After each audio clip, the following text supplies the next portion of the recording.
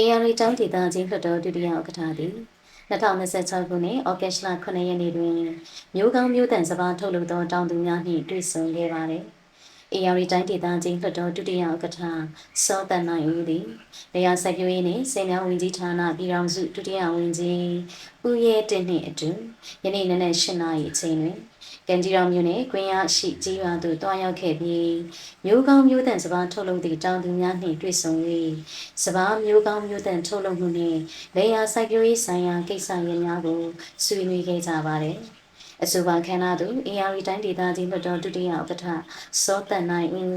ပြည်သူ့လွှတ်တော်ကိုယ်စားလှယ်ဒေါ်ခင်စောမူနှင့်ဌာနဆိုင်ရာတာဝန်ရှိသူများတက်ရောက်ခဲ့ကြပြီးအခမ်းအနားကိုနနက်9:10မိနစ်အချိန်မှရုပ်သိမ်းခဲ့ပါကြောင်းသိရှိရပါတယ်ရှင်။